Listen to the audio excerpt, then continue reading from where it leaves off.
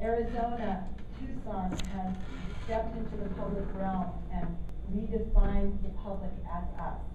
It's a very empowering act. That's why they're coming after Tucson's ethnic studies program. And that's why we all are Arizona, and we all have to stop this. I look forward to going into the courts because we're going to set precedent with this and stop it. But Tucson shouldn't be left alone in that legal fight. So what I hope more than anything, I was going to talk a little bit about this book that we've been using in class, Latino Threat, and the fight against SB 2281 could easily be a chapter in this book. But I think I would rather review very quickly some of the strategies that we can take from this conference in our collective fight against SB 2281. We've heard so many good analyses and perspectives here. And one of the things that Samuel Bañales said is that there's 3 levels of decolonization: identity, knowledge, and power. And that our work in ethnic studies is to decolonize the university.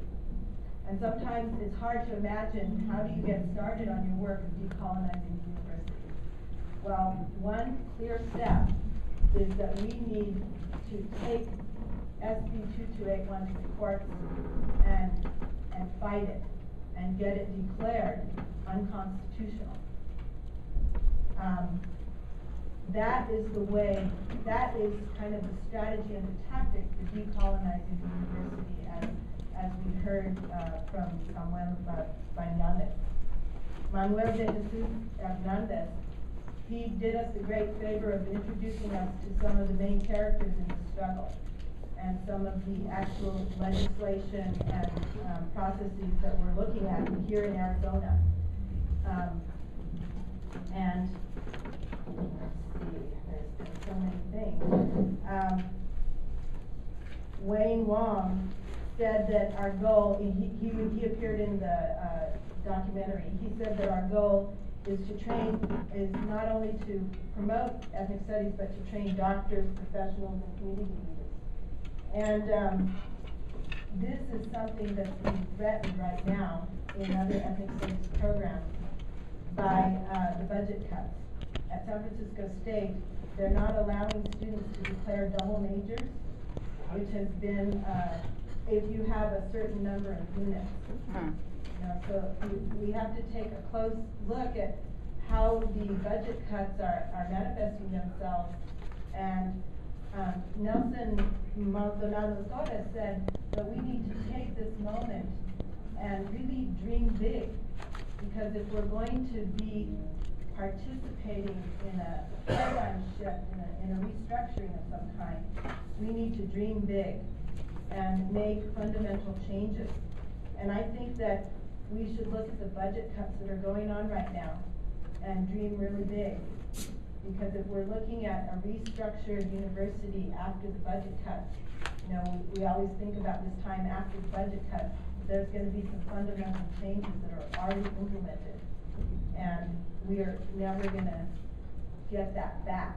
I think we have to look at this as an opportunity to dream big, to strategize and work together and come up with a collective kind of strategy and tactic to how we're going to come out of these budget cuts and restructure our universities. And in that process, the overall logic of it is to decolonize our university. That's saving ethnic studies, but that's saving the public university at the same time. When we look out into the public and what do we see? We should see us. We should see the Latino community and the vast number of people of color and all of the communities that have been marginalized to the margins, and occupy that public space and take authority and control of our public dollars, of our public tax base, and decolonize our public institutions and make them in the image of ourselves, our communities. I see that as saving ethnic studies. It's what we would do if we were decolonizing.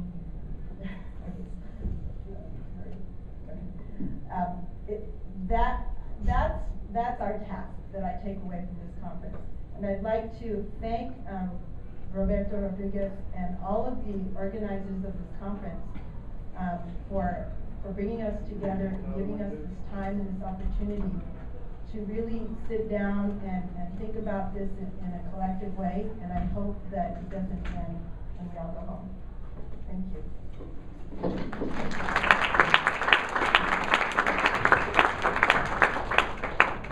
Next up is Tommy Begay.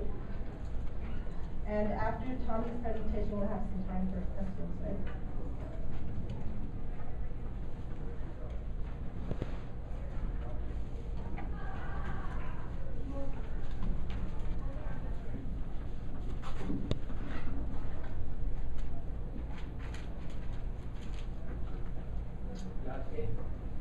Good afternoon.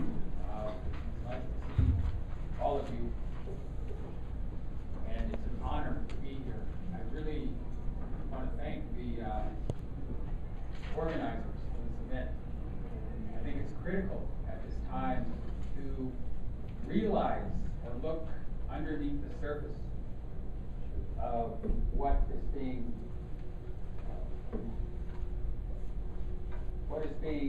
called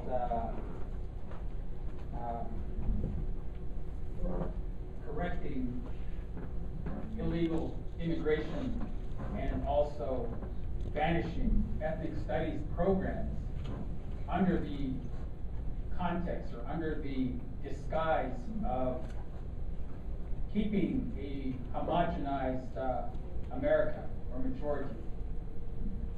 I somehow I had a PowerPoint ready to go and it's gone.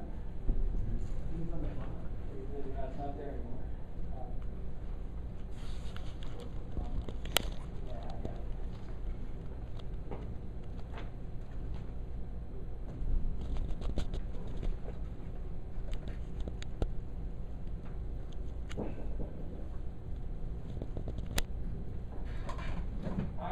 My name is Tommy Begay. I'm a Diné, or of the Navajo Nation. I'm my clan of the Hakushni, the Earth People, the Mud Clan. My father is of the Kodachini, or the Bitterwater Clan.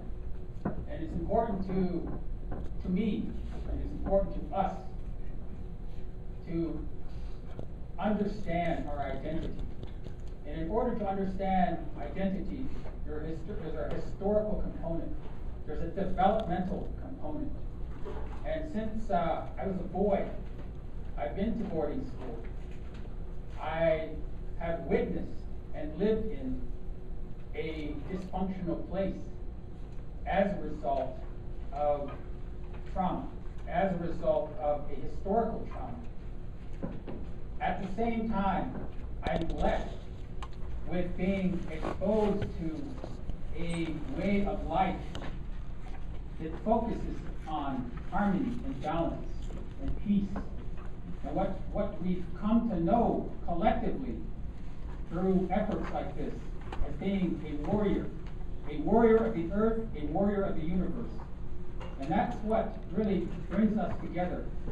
Because when we try to homogenize, we minimize our individual identities.